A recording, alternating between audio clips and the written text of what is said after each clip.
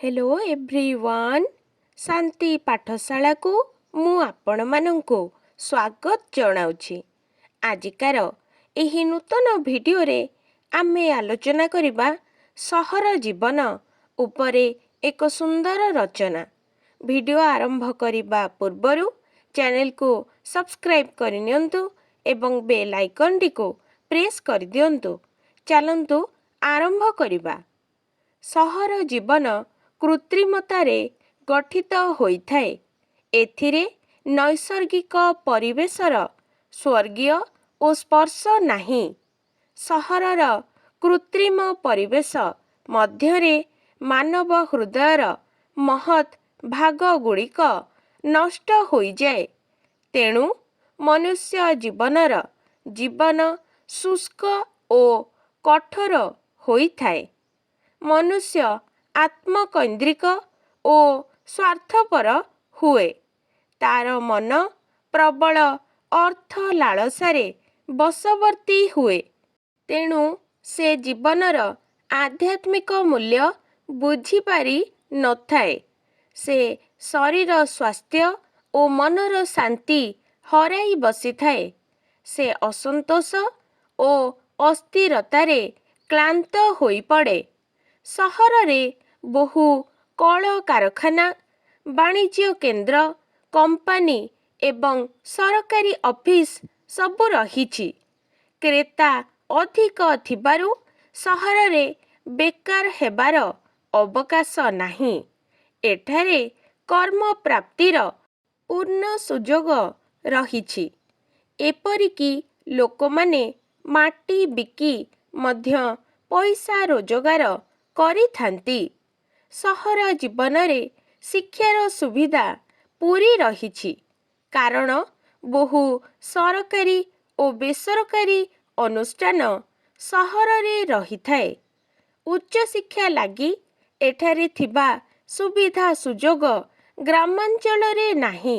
सहररे उन्नत चिकित्सार व्यवस्था रहिछि। सहर अंचलकु रास्ताघाट गाड़ी ओ मोटरर सुविधा मध्य रहिछि।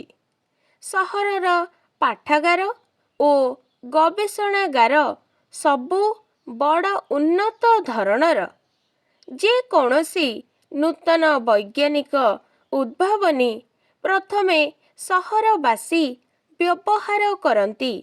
वैषयिक उन्नति एवं कृत्रिमतार आनंद सहर जीवनरे भरी रहिथाए। सहररे देखिबाकू मिलुथिबा प्रशस्त पक्का रास्ता, रास्तार उभय पार्श्वरे बहुतल विशिष्ट सौधमाळ जहा ग्रामरे देखिबाकू मिली नथाए। बड़ बड़ कोठाघर गुड़िकरे बहु मूल्यवान पण्य द्रव्य सबु सुसज्जित होइथाए। संध्याकालीन वैद्युतिक आलोकरे से सबु झलसी उठिथाए।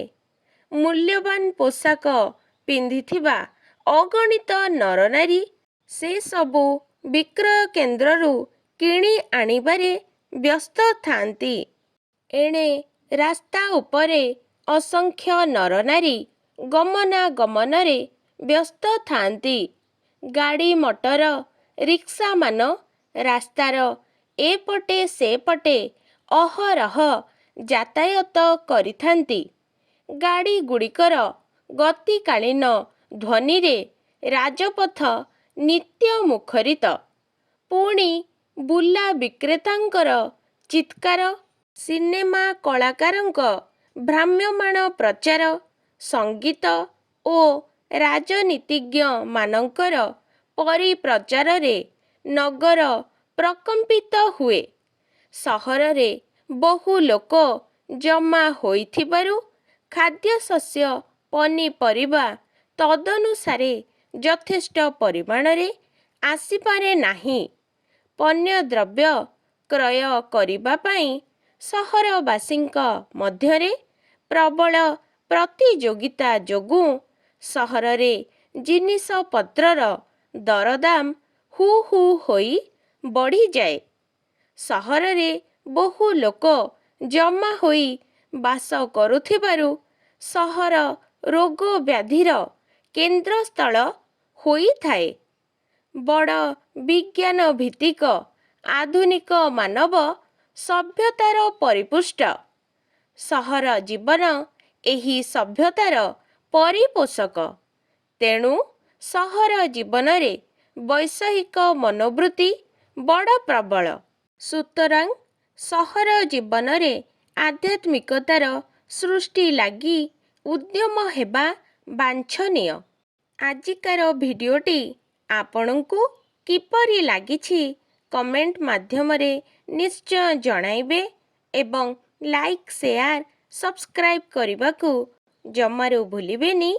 ଧନ୍ୟବାଦ।